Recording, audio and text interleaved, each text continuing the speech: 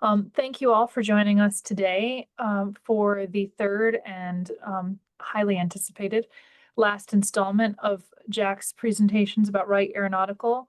This program is called The Right Way, Wright Employees at Work and Play. And I think in a lot of ways, this is going to be the program that the most people from Paterson can relate to. We always have people coming into the museum telling us about their sort of memories of their family, particularly if their parents worked at Wrights. Telling us about the events and the outings and the picnic. The company picnic comes up a lot. And so I think that people will really enjoy what Jack's put together for us today. What we are going to do, just a bit of housekeeping as usual. We are going to have, I'll hold all of our questions until the end, and Jack will answer them at the conclusion of his program. But if you have them or as you have them, please make sure that you put them in, feel free to put them in the chat as they come up in your mind so you don't forget them. And then, worst case scenario, if he answers it or as he moves along in the program, we can just kind of skim over that one quickly. Other than that, I think just sit back and relax and enjoy The Right Way, Wrights Employees at Work and Play. Okay, Jack, take it over. Thank you very much, Heather, and thank you everyone for joining us today. It's my pleasure to be able to present this. This is the very first time I'm doing this, but really it's been many years in the making. Ever since I grew up in Paterson, I lived on Chestnut Street, which was just a couple of blocks from Beckwith, and then make a left, and there you are at Wrights. And of course, many former Wrights employees actually lived in my neighborhood at the time. I wish I could meet them now with the knowledge I have and the understanding, but can't win them all. Hopefully I'll do them some justice. Okay, the right way of working. Again, Wrights employees at work and at play. And I think this really typifies not what I expected when I first began learning about Wrights. I expected the factory end, but the play end, I really was surprised about, and what a real community it was. I really understood when I was talking to the employees or former employees, how much Wrights meant to them and the activities that they did. But I really didn't realize how much of a part of their identity and their life really was tied into a company in the years when you could really, start sweeping a floor and work your way up to a vice president. It was possible at Wrights, and this will hopefully highlight some of that. The story of Wrights and Paterson begins in 1920. They were, consolidating after they were the Wright Martin Company. They're reorganizing after they had the push for World War I. Once that was over, they really reorganized from New Brunswick with about 15,000 employees, and they relocated to Paterson with about 350 employees. So it was really a retooling from military to commercial aviation. And it was really just trying to sell the idea of it. But the icon I use for Wright's engine air service, that's an air-cooled engine, is what they made their name on. But originally it was liquid-cooled, and that's what you see on the right-hand corner. The gentleman who brought Wrights here, the very first president, was Fred Rentschler. Now, during the military, he was a lieutenant and later a captain, and he was assigned to Wright Martin in New Brunswick as a government inspector over quality control for the engines that, the Army Air Corps were using during World War I.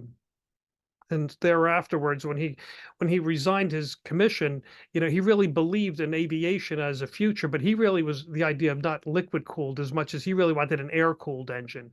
And he thought by becoming president of Wrights, when he took this position on and organizing them, he could really lead them in that path. That was his idea.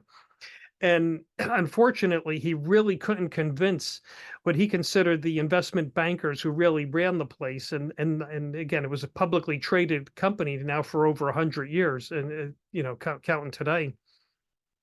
So they really were interested more in not research and development and spending money that way, but getting profits. And so what he would do is he would take his early designs and just leave the company. Unfortunately, who knows what would have happened? And actually, he would go on to form Pratt and Whitney.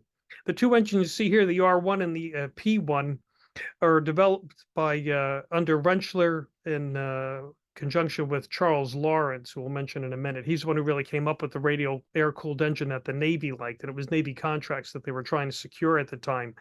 And they had a P2 coming, but again, Fred couldn't get the support, so he thought, this isn't going to work for me. And he moved on to form his own company. And he goes to Hartford, Connecticut, where he will establish Pratt Whitney. And he doesn't go alone, unfortunately. He takes a George Meade with him. George Meade was originally worked for the Simplex Automobile Company. They were one of the firms that merged when they formed Wright Martin in 1916. There, he was working on experimental motors and later became the chief engineer for Wright Martin. And for 5 years thereafterwards, he would be chief engineer for the Wright Aeronautical Corporation. And he too agreed on the idea of air-cooled engines were the future. So he had no problem being pinched, and we lost him. And another fellow we lost was Andy Wilgoose. He lived in Montclair. Actually, all three of these gentlemen lived in Montclair. Seems that most that's where the brass of Wright's Aeronautical was located at the time. And originally for Wright Martin, he was the chief designing engineer, and he came up with some of the earliest plans. And I show you this part of his shed in the backyard of his house in Montclair, including on the right-hand side, you can see the on the lower right, the with the garage door open. That's the original shed where actually Pratt Whitney would be founded. This is where he was working on his earliest designs from that year 1924 to 1925 before they, formed Pratt Whitney. And you'll notice their air-cooled engines really didn't look that much different from the engines that we were going to be building. Actually, this is a picture you can see on the left. It's George Meade, Fred Rentschler, and that happens to be their 1000th engine at the time in the early 20s. As I mentioned earlier, who brought the air-cooled engine to Wrights was Charles Lawrence. Charles Lawrence had a manufacturing company in New York, and the Navy really loved his piece. However, he didn't have the manufacturing might or the financial backing to produce as many engines as they needed, and so the Navy really forced Wrights to take him on.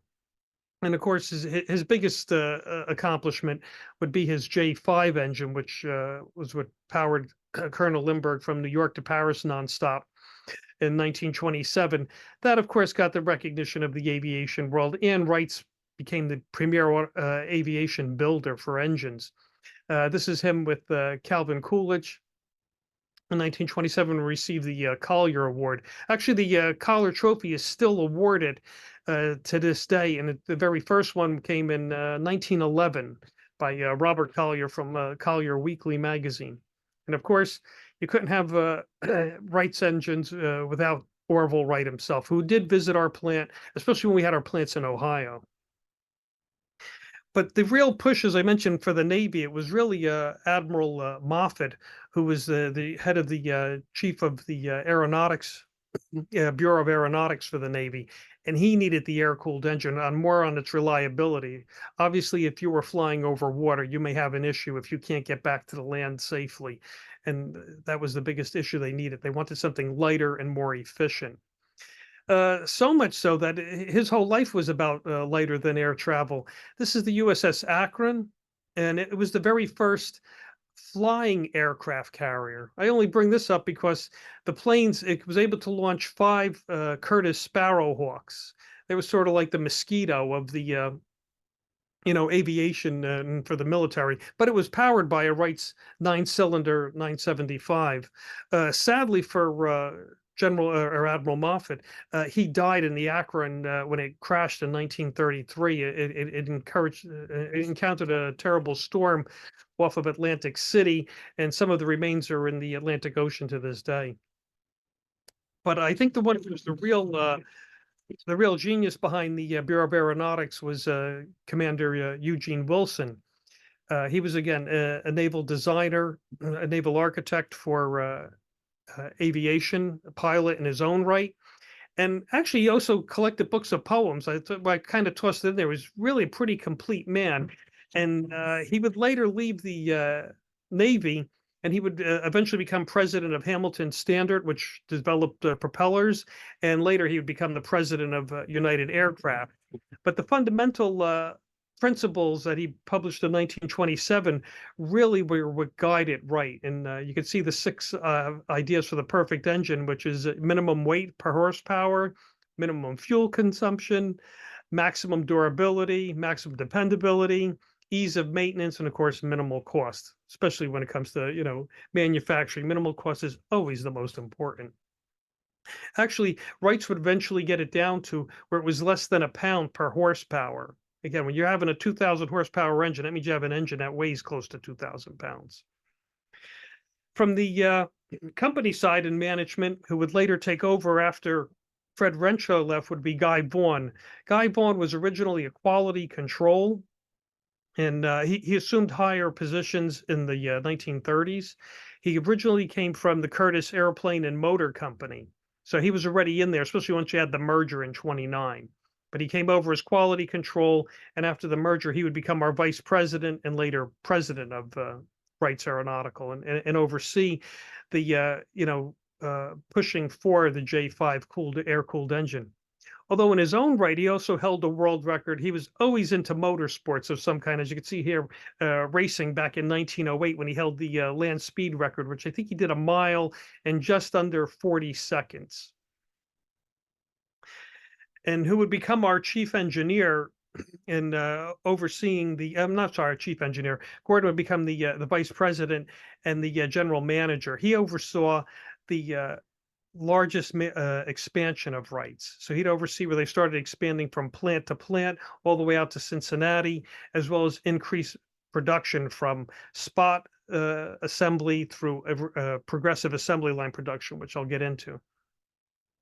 And who became the real engineering genius was Dr. Arthur Nutt. He also was from the Curtiss Airplane and Engine Company in Buffalo. In his 43-year career in aviation, he would develop over 28 different types of engines. So this was quite a remarkable man. And as you get just from, a good company really needs from the, good management, good leadership. And the one thing I also have to say about the leadership is they also listened to their employees who were on their line, because they really did value the experienced men were getting and women that worked on the line. And so they would take their suggestions, and if it was good enough, you would get it employed. So they did listen. I show this one photo here from the newspaper, because we have several photos where it showed the airplane out in the middle of the field, the engine there, and I could never understand why was what was significant about this. And I realized Arthur Nutt was part of the committee that actually brought the William Crooks. The William Crooks is the only surviving locomotive from the Jersey Locomotive Company, and it was one of the very first locomotives to go west of the Alleghenies. And the engine still exists to this day in Chicago. So this engine was being brought back to the 1939 World's Fair, which coincided also with him receiving one of his many engineering awards. So let's get to Wrights at Work and the people who were really behind it. Of course, before they opened up here in the spring of 1920, the newspapers were filled with all the positions they were going to need. And I like some from the millwright. They were looking for really experienced employees, because not everybody from New Brunswick came up, but some did. But for the most part, again, we started with 300 people, and within a year or two, it's already going to 700, 1,000, because orders started really coming in. But most of their orders are really for the liquid cooled engine initially, especially from this 1921, 1923 era. It's in 23 where we have the merger with the Lawrence Airplane Engine Company that the bigger engines come into play, in the bigger orders as it is. Every now and then you'll see some of these magazines. You will notice on the end at the bottom there, I don't have any problem saying these are from the New York Public Library. A lot of the old publications, I've done a lot of the research for you, but if you go on hathatrust.org and you start, Googling or entering the search engine, Wright Aeronautical Corporation, Wright Cyclone, Wright Whirlwind, you'll see how many original publications, some of them which I don't think exist in too many libraries, and we normally wouldn't even be able to figure out who has these. So they're a real big source of my presentations. So I figure I walk you through the a day in the factory from the 1920s through the 40s, and I kind of mix some of the photos. Of course, their vault was really stored with the raw materials, which were the ingots of aluminum, which they would melt down. This is what would really make the cylinder heads and the early crankcases. They did have some assembly line production in terms of its flow. This is the foundry that was in the old wing of plant number 1. And again, sand casting is the way they made these cylinder heads. For anyone who doesn't realize that, on the right-hand side, there's a gentleman with there's a mold there, and you would fill it with a combination of sand oil mixture, and it would make which is the cutout right here, and that's half the cylinder. And you would put the two halves together, and the foundry they would pour the molten aluminum into them to make the casting heads. The one thing about the foundry, they had the best, for winter time at least. It was always warm in there. They never froze compared to some of the other places in the plant. But some of the hardest work and a lot of precision work. But the thing was, they really were only working on one engine at a time. At this time, there was pretty much still custom work. Even though they were cranking out very similar engines, there was a lot of hand finishing. The machining, as you can see, even on the lathes, it's one operator, one individual. The gentleman putting the centering for the spark plug head. So, and again, they were still within thousandths of an inch, so it was highly skilled work. But again, it was a very slow process. Here, this is plant number 2, which they would open. You get the idea of how many cylinder heads they could crank out in just a couple of days. Thousands. We went from production of, like a couple hundred a month on a really, really good year to, a few thousand in a month. And of course, some of the later machinery, this one Greenlee automatic machine.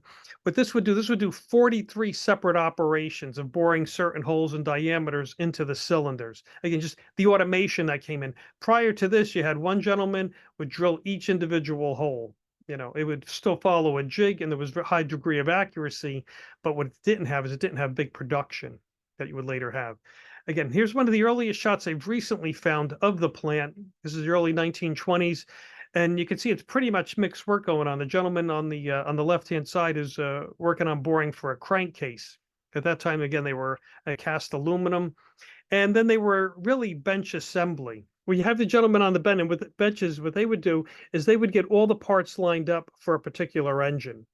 And one person would stay in spot and fully assemble these pieces. Later, as you can see here, we have almost like the conveyor belt system, and we're really cranking out. At this time, we now have steel crankcases. The crankcase really is the heart of the engine and its body, because it has to have the strongest, torsional tension strength. Otherwise, if it torques, the engine's going to come apart. The holes that you're seeing right here are where the cylinders would go in and out. This is for a 14-cylinder R2600. And all the testing that involved, maybe an engine may have 10,000 parts, but quality control for each and every part would go up to about 50,000 separate inspections. I love the one gentleman on the left-hand side who's got a special machine just to test, the thickness of the treads of the screws. And the other gentleman is, again, checking the gear teeth that they need to be 100% accurate. Good enough is no such thing, because it'll just eat the engine and it'll fall apart. Later testing, this is in the 1940s, these domes, they sort of look like sci-fi. It's got the 1950s look about it. But really what they're doing here is they're testing endurance and pressures that can be handled through carburetors. That's a carburetor that's being tweaked before that hood would come down, and then they force air through it. That's what the tubes are that you see right here. This can maintain the pressure, and these tubes would come down and cover the as a housing. Again, inspection of parts, thousands of parts per day, measuring the tolerances. I can't imagine doing this job today for 8 hours. During the war years, the minimum was a 48-hour work week, let alone in 3 shifts. And here's the spot assembly that I was telling you. You can see the benches in the background. Normally, it could take a team of almost 23 men, and normally 1 or 2 actually worked on completing the engine, and the other individuals on the team would just supply the parts. But the main builder stayed right on his in near the frame. As you see the assembling here we're doing the assembly of the cylinders themselves. And this is basically a day's production for the 5-cylinder. There's only about 30 engines there. Again, this would never have flown for wartime production. Testing, though, wasn't that much different. I like with the weighted propeller shafts, make sure everything's running. They tested every single engine before it left. It wasn't like they built it and then, and shipped it. Everything was tested. And once it was tested, it would have to be taken apart. In one of the trade journals that the Wrights employees published, I like the cartoon, and I found the matching photo as best as I could, and you could see, stop listening. I can't understand. It was deafening, as you can imagine, inside there. These are the test cells. You'll see these test cells along Route 80. It shows up as Route 80 self storage. We know they were deafening because from the late 30s through the 40s, everybody that lived along Lewis Street kept complaining to the city that the noise. But, and Wrights was always, try to work with the community as much as possible. But during the war years, they were testing them, 24 hours a day. So you can imagine what it was like. And but I really can't imagine is that after you just completed the engine, you tested it for a few hours, it complete disassemble, make sure that everything was matted right, nothing, there's no excessive wear, anything is off. Then they were put her back together, and out they go. So every engine really would get an overhaul before it was sent out to the airplane manufacturers and added. This is plant number two that really revolutionized the industry for Wrights. This is actually about 1 acre, and it supplied an extra about 1 million square feet. The original plants 1 and 2 are right in the left-hand corner, where you can see it with the branches. So this is far larger, but all assembly still was taking place there initially. But what they introduced at plant number two was sort of like the line production, progressive line production that you would see in automotive manufacturing. So you had like the conveyor belt system. And here, most of them were between 400 to 700 feet in length. And as parts would come down, you now as the you as the employee stayed on site, and the engine came to you, you did your one part and sent it down, as opposed to the engine being there and you working on the entire engine. So again, assembly line production really was introduced, fully automation about 1940. And again, they also added the conveyor belt system for painting parts, and they really included it for just about everything. And this is how Wrights was, manufacturing. It seems, pretty obvious this is the way manufacturing was done, especially during the war years when you had high production. But they were still, again, an amazing thing is all I can say to see it done. And then once it was done, they were crated and off they would go. Now, most of the most of the employees of Wrights, and during the war years, they would go. 1940, they had about 10,000 employees, and then they would even double that. So you're looking, the three plants in and around Paterson would have about 20,000 employees. In the entire state of New Jersey, there was just under 40,000 employees, with Woodridge and through Fair Lawn and and a couple other plants out in Garfield. But you didn't have to just be in the manufacturing end. There were, quite diverse jobs. You could be on the fire department. Wrights really was its own little, contained city. They had their own fire department. They had their own law enforcement. I always thought this was funny, but trying to get past Lester Brines, which was the chief of the police there. He's carding Lou Costello. I learned a lot about Wrights from the gentleman to his right, which is the tall fellow there, was Charlie Bazaz. Charlie Bazaz worked over 40 years for Wrights, and then later he would work for the city of Paterson in community development. And he would come and talk Wrights to me all the time. Because, again, I listened a lot, and most of what I said about Wrights I got from him. And as the years go on, I'm finding everything he said was right, because now I have the sources as opposed to just, well, this is what Charlie told me.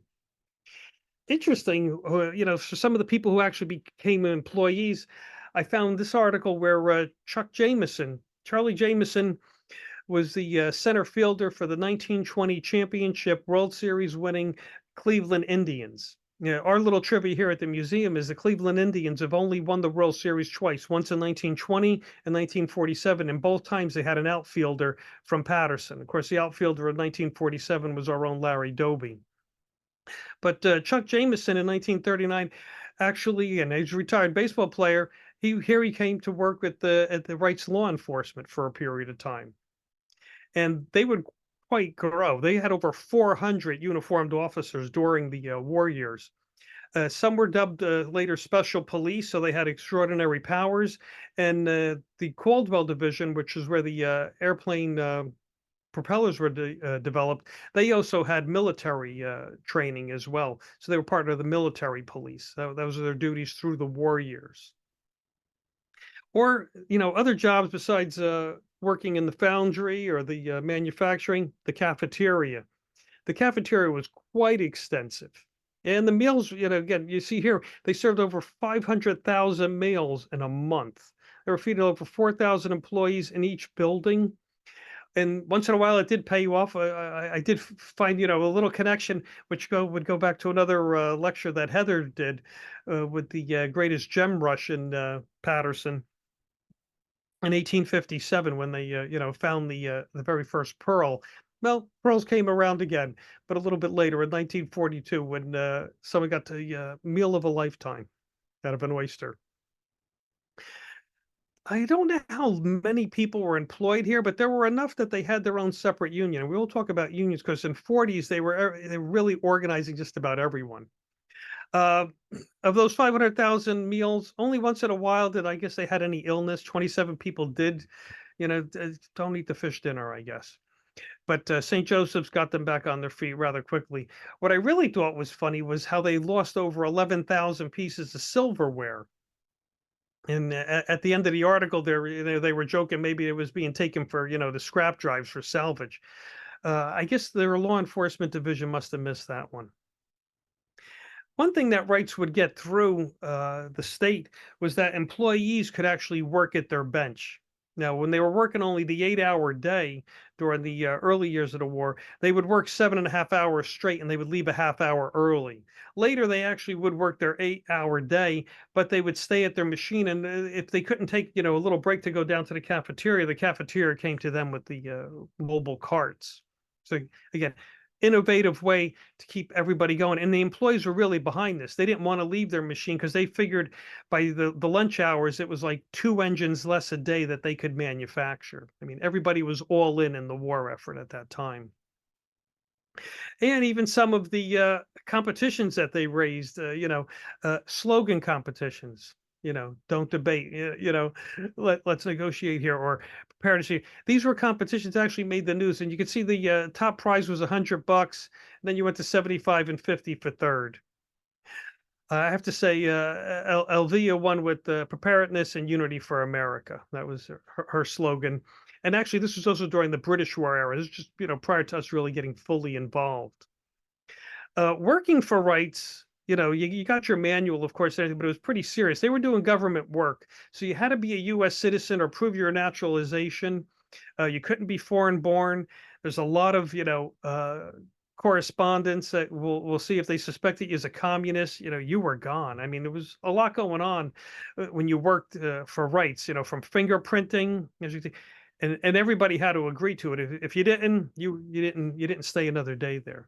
So working for Wrights was, keep quiet. Even before the war, they would, they didn't want your secrets known, I guess. So if you were working on, cylinders, I did 57 cylinders, say today, they didn't want you telling other people because, loose lips, it could get around that this is get an idea of production. They were very hush hush on what they were manufacturing.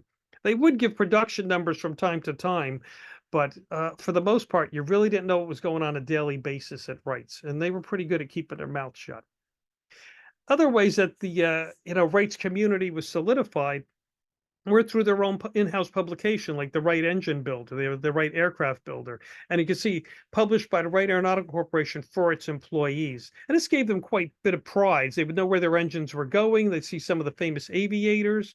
That would morph into their more popular magazine Trade Winds. Again, just a continuation right at the moment, so they could produce something weekly, something monthly. And again, everyone was very well informed that worked at Wrights, and it gave you a certain amount of pride that you sometimes don't see in today's jobs. And even the union came up with its own publication in the Beacon. I mentioned earlier sand casting. This is a better version of it, where you can see at the in the center and the lower, that's the cast form that makes half of the cylinder, and then the workers holding the the mold, which is going to be where the molten aluminum is going to go in to form the heads. And again, this is where we also learn who some of the people are and get a little bit more of the background on Wrights. We finally, we're going to get this up on the museum. Heather doesn't know this yet, but we have to figure out all the departments, like the Department 103 maybe cylinder department. Department 302 was crankshafts. And if you worked at Wright, you kind of take it for granted, but today it's a little lost. And we found on Vellum, we have one of the organizational charts, and it tells us what all of the departments are. So everyone had their own little department and and concentration. Another thing about rights, which I found also unusual, it was generational. You see on the right hand side, you have the grandfather, father, and son. Of course, the son's about to join the Air Corps because it is the war years. But the Bidlack family was well entrenched in rights, and and father and son, from Paterson working on engines. This was not unheard of. And Wrights did appreciate those employees. And one of the way they appreciated the years of service was by giving these pins. They come up on eBay every now and then. We're fortunate we have a nice little collection of them. I think they stopped at 25 years. It's funny when you look at the earlier publications, they only go to 20 years because 25 years of Wrights did not exist at that time. After your 25th year, though, they started giving out watches. Again, here's a little photo of Charlie Pizzazz getting the watch. The watch on the right isn't Charlie's. That belonged to a Royal Vreeland. And I may be because of one of these presentations, but we were contacted by a family member and sent us a few items for donation. And this beautiful watch is one of the things. So real importance of these presentations to know that we are a collecting institution, and we'd like to get more things from Wrights Aeronautical. We still have that engine in the crate that I got to open. We'll make a separate presentation on that though. And if you liked your pins though, maybe at 30 years it may have stopped and you got a watch, but you could still get pins if you paid your union dues, as we have here with George Ginley. And rights agreements with the Employee Association, later the United Auto Workers and the CIO. Here's the meeting of the foremans and supervisors. Again, everyone had their own little branch of the union. And I imagine this is the way it always looked when they were coming to finally signing the agreements. This is 1948, a little bit after the Paterson period, but the boardroom end of it still was as it was. However, strikes were quite prevalent, which I was really surprised. This is one thing I learned. This is just a couple of titles from 1943-44. We're really entrenched in the war effort in the European and ramping up for the Pacific theater. Wrights employees had no problem taking strikes here and there. They were resolved rather quickly. Once in a while, the National Labor Board would get in, but the workers did realize the importance and the power of having a union. And the threat of walking out was very real. And at times they would shut down the place. Sometimes, though, like even today, as we suffered in COVID, where supply chains, once in a while, we couldn't get the materials we needed, and plants would close down for a couple of days, which, wasn't the best during the war years. And of course, the biggest problem that they also faced was a lot of the men that they were training would get drafted. And they would continually, send people. They'd be there for a year or two, become highly skilled, and then they're off to war. The number would come up. In total, over 15,000 employees from Wrights Aeronautical would end up, in the service of our country. I don't know what the statistic is of, who didn't make it back. Something we need to further research. Not everyone did make it back, of course, from the war, and that would be reflected in, some of their employees would be. Of course, women finally got their start. Prior to 1940, if there were 2 women in the foundry, that was a lot. They said you could count them on 2 fingers when I read one of the article. But obviously, women could do the job. This was an article in the Philadelphia area, and it focuses on Ruth Moy and Eve Telegram, formerly Casanova.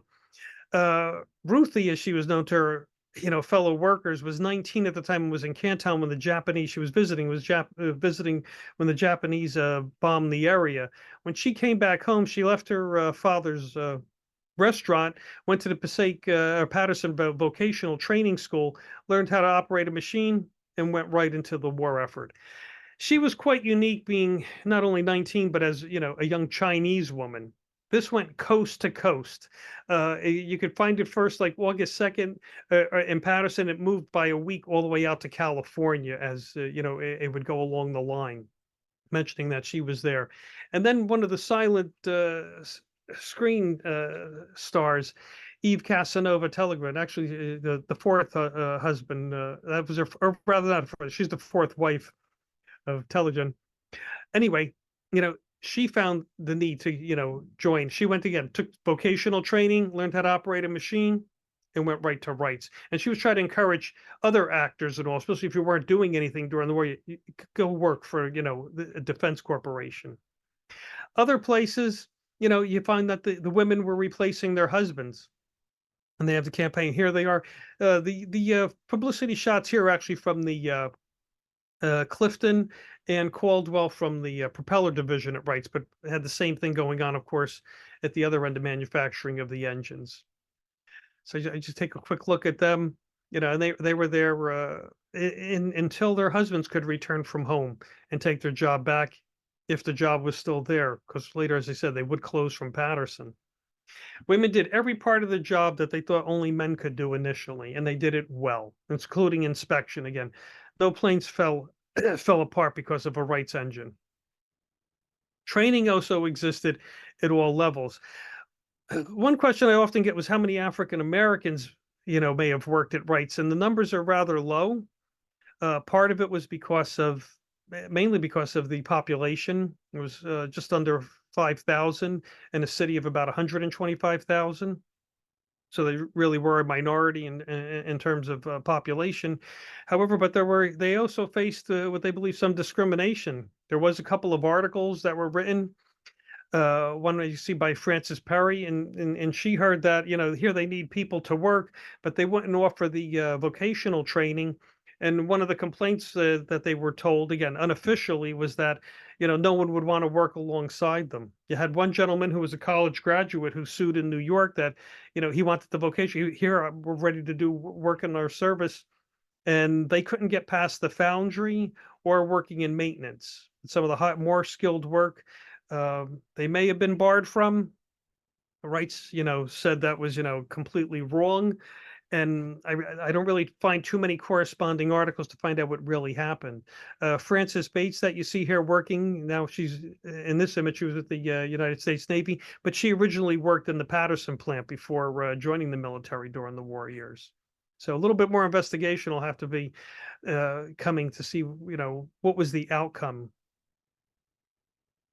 My brothers in the military, again, it was a common story, and they would run quite a few of these in Paterson. Here's Catherine taking the job for her brother, and she quit job. I think she was the one that was working in a coat factory. Others were bakers. A lot of people worked in the silk industry. They left that industry and all went to wartime production. Others, went for other reasons. You can just the titles alone are a little heartbreaking, but the mom's replacing her son who died with the sinking of a ship. Husband that was killed, and Alex, as they were called, the former Sterling, before she became Mrs. Schroeder. They had just celebrated their 1-year anniversary when she got the news that her husband, was killed in action. But she was at work the next day because, that's what she thought she needed to do, and bring a conclusion to this war as soon as possible. Other issues that were faced in Paterson, at least, you had such a great influx in people. We didn't have enough housing for everybody. So we were really, they were doubling up at first. And actually, this started even back in the Wright Martin days when they were trying to find, homes for people. But it did get pretty expensive around here. So, we needed some help. And, we did get some government applications for $1.5 million to start building a housing project along McLean Boulevard. But it really took 3 years. It was approved in 41, but it wasn't until 1944, but they were able to get 300 families in. And once they were here really for the duration of their work, because a lot of people, once they were no longer working, they were either going to go back home or move on to another industry. So if you were no longer needed in Paterson, once you left, this would become a low-income housing project for the needy in Paterson. So you had Paterson residents were able to take over.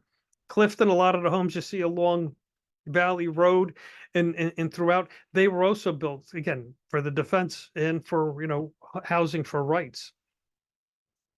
Some of the other jobs I thought were a little, different and a little publicity would be for the Wright escorts. But actually, they brought thousands of people through the plant. Even during the war years, they were still having people come through. The requirements are, today we might look a little sexist. They were hiring tall women at one point. You had to be at least 5'8" if you wanted to work on one of the drilling machines. But for the escorts, you had to be between 5'2" and 5'4", and you couldn't weigh more than 110 or 115 pounds. Many women accepted this job because this was their also foot in the door to, a better position at Wrights. But today, looking at it, like the requirements, it's like, yeah, that wouldn't fly today at all. And again, some of the people that visited were from aviation. You have Prince Bertel from Sweden, checking out planes for for their Air Corps.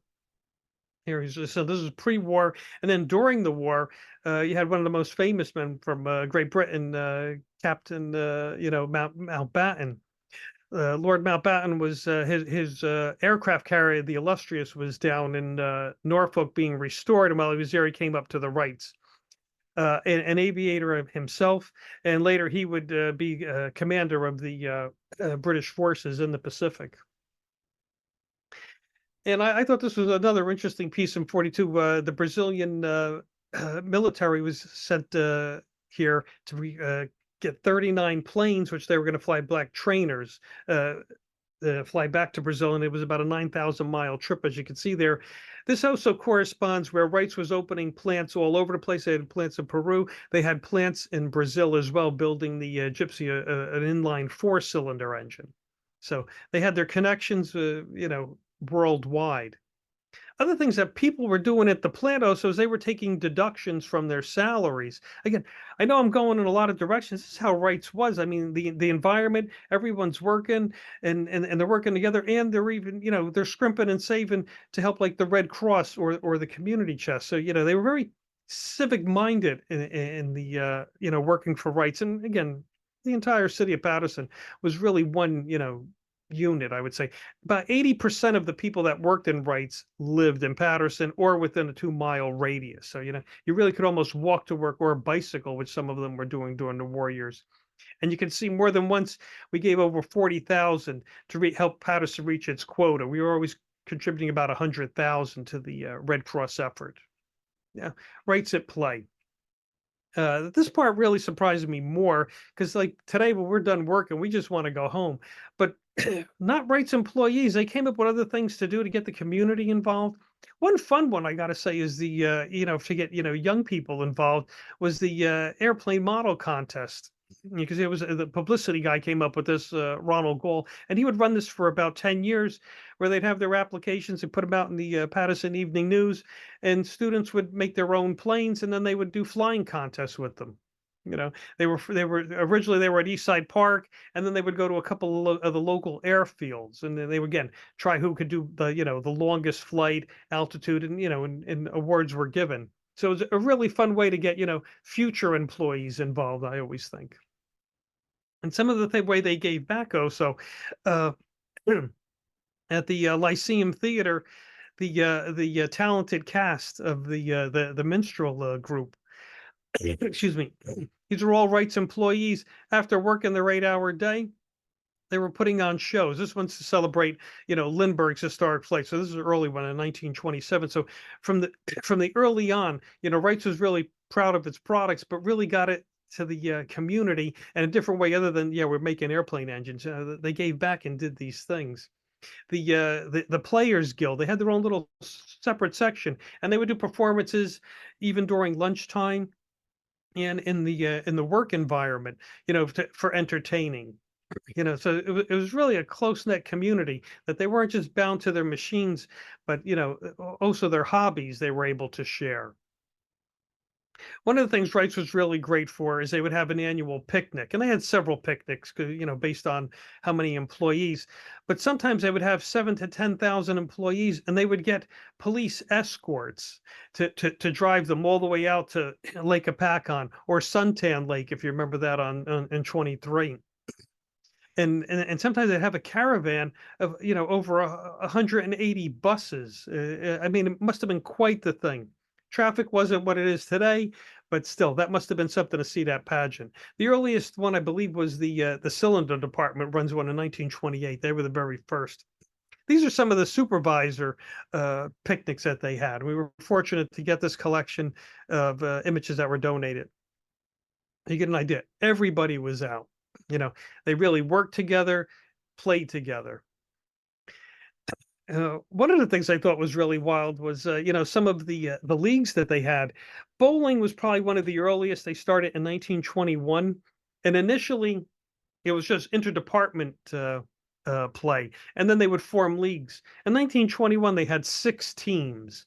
By 1941, there were 232 teams, and they had 26 established leagues. And some of these leagues were the Paterson Industrial League, the Clifton Industrial League, the North Jersey Industrial League, the North Jersey War Division. I mean, it was wild. All of these, and everybody participated in it.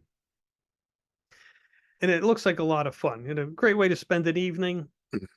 Blow off a little steam, have a little competition. The guy on the right is my favorite. When smoking was big, he didn't even put his cigarette out to throw the ball down the lane. But and very competitive, needless to say.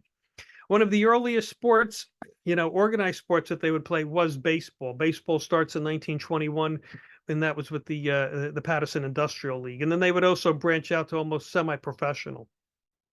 This was pretty big to be on the Wrights baseball team. And they also had, of course, the interdepartment and the industrial leagues. Again, there were several leagues for Wrights baseball. This isn't the Charlie Bazaz show, but dead center wearing the suit is Charlie Bazaz. He organized the very first softball team in the Industrial League, which they would become the champs in 41. I had no idea about this. I ran into this photo, and then I actually was able to find a caption in the Beacon so we could list everyone. Photos that we have in our collection, we have a lot of faces, and we don't have a lot of names. So, sources like this do come quite in handy. And as I mentioned, you have their softball league, but you can see some of it on the box score on the left. It's the production engineers versus the testing, the design.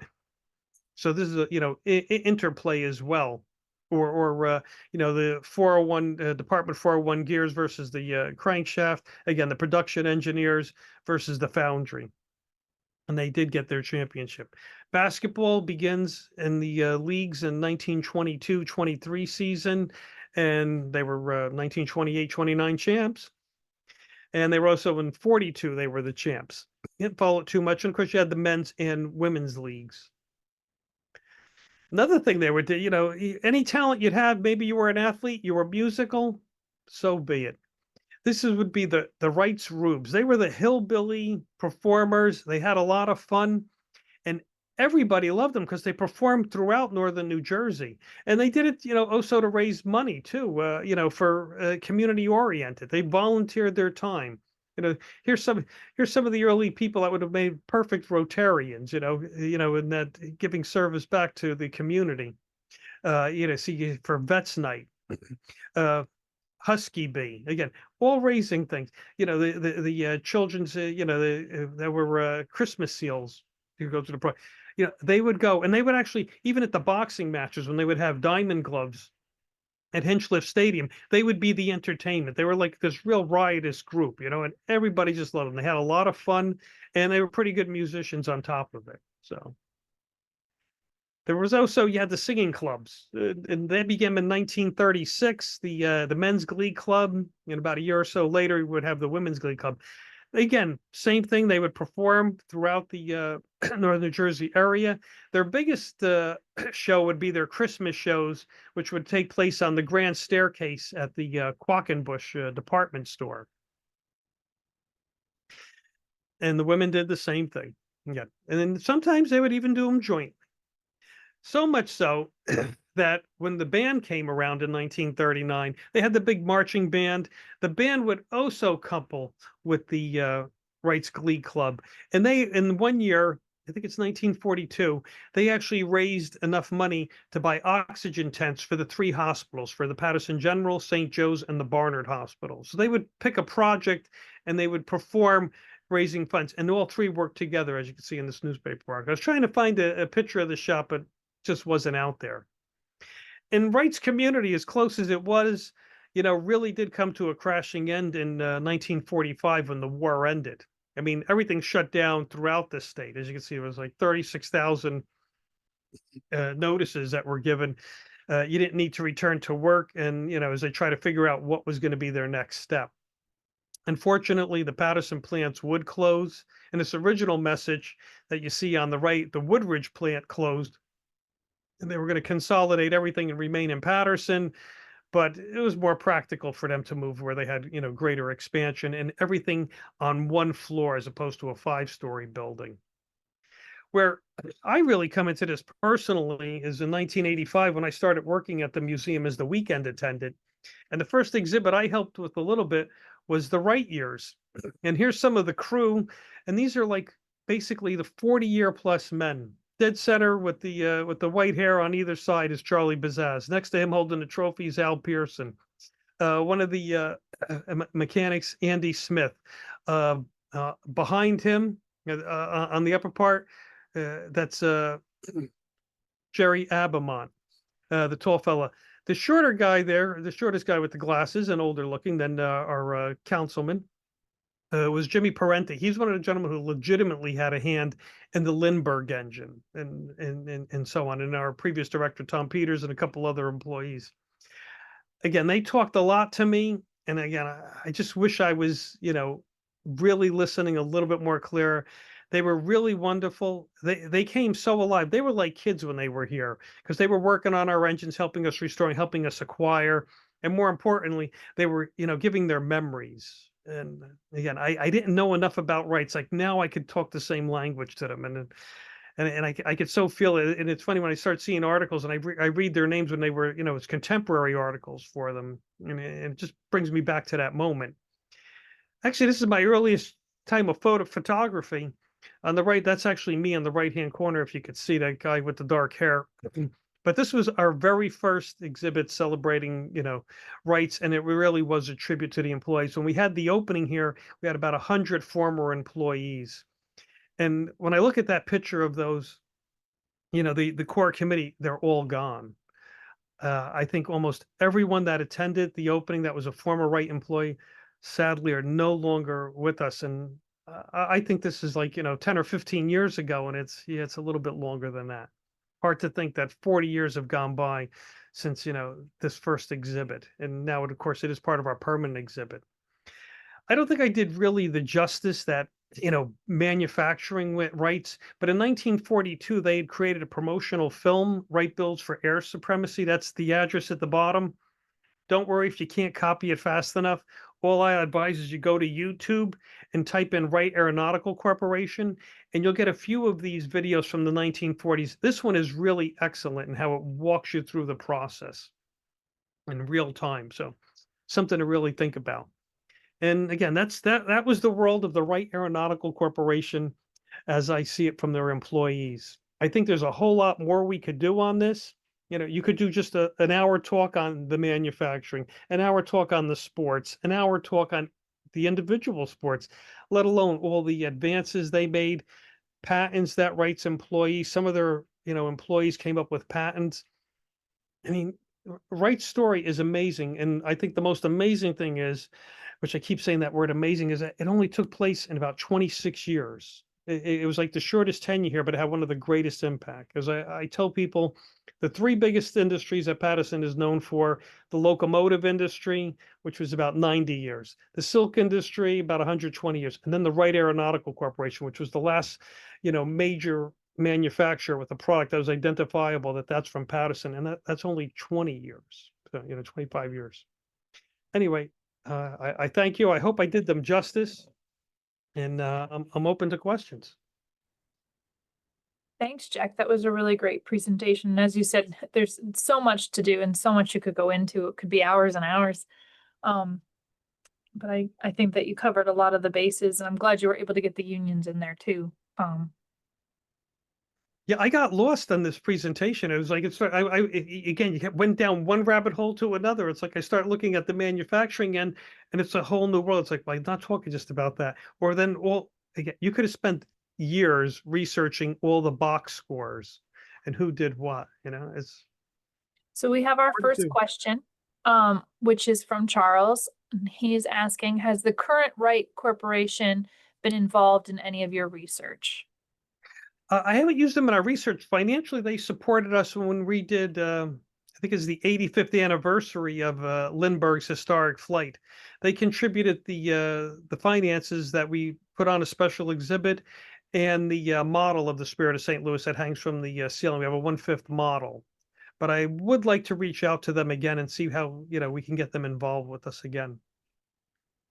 And Louise has shared, she says, my father worked at Wrights in the machine shop and process engineering for over 40 years. When the US entered World War II, he went to volunteer for the Navy.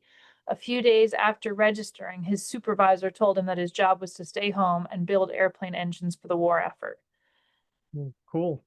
He said, everybody that started at Wrights, they did not leave. If you were, an employee in good standing, you had a lifetime, job there and upward mobility. They promote it from within. They were really good. And I can't stress enough, they listened to their employees because I would hear it from them. If they had a suggestion on how to improve something, they knew that was the best they could get because here's a guy who's working 8 hours a day on that assembly line. So they would listen to you. Karen also says, really great presentation. Thank you. And then while we're just waiting for people who might have questions to type them, I also just want to remind everybody that this was part 3 of Jack's presentation series. The other 2 presentations can be found on the museum's YouTube channel, and that is where this presentation will be placed in a couple of days, maybe next week.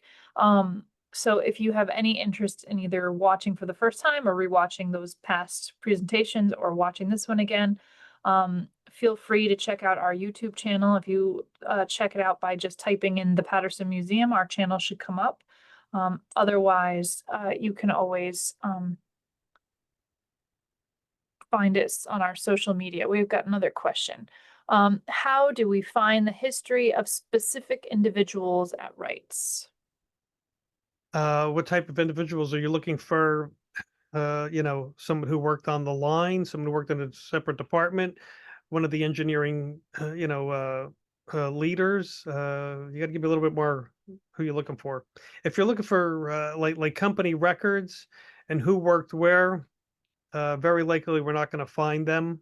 Private corporations normally don't keep as much paperwork as the government does, and as they don't need it anymore, it sort of filters out. Really, the publications are the best sort of place to look, right? But a lot of them aren't digitized, and I don't know if anybody. Yeah, we got a couple inquiries trying to find earlier ones, and I have no idea where they may be until they get digitized. I guess we could reach out to a few of the aviation museums, but a lot of them don't have libraries that would be, that specific for rights. I Yeah. think Teterboro and the Passaic County Historical Site has decent collections outside of us. Again, the New York Library, New York Public Library, and there's one other one, but again, you could find a lot of things on Hathitrust for the early 20s. Trade winds, I haven't seen any. There's a couple that are online from the Smithsonian. I didn't even see publications at the Library of Congress, so they got to be out there somewhere. Yeah. We only have a handful. Again, most Yeah, I was just sitting there wondering, like, I do know that they have some at the Historical Society, the Passaic County Historical Society. I believe they have quite a few at the Teterboro Air and Space Hall of Fame, but I wonder how much of it would be replication. Like we're thinking, we have the missing pieces and vice versa, and it ends up we all have the same 3 issues would be, ironic. Someone else is saying, thank you very much, Jack. Extremely interesting. Thank you. Yeah, we do get a lot of questions here at the museum about trying to search for specific employees of many of the industries, and it is a very difficult thing because we don't really have any good records, as you kind of alluded to, Jack. But the only thing we have would be, again, up through 68 is the city directory. So you would know if the person lived in Paterson, you would know a type of employment, whether, they were a factory worker, but you wouldn't know if they worked at Wrights unless they were an executive of Wrights, that they would list. If you What were the about in census records? Did they specify, like, I wonder if they would specify specify what you did, but not yeah, where you did it. yeah. We look forward to maybe seeing some of you again tomorrow. And otherwise, thank you very much for tuning in today and have a nice rest of your afternoon. Thank you.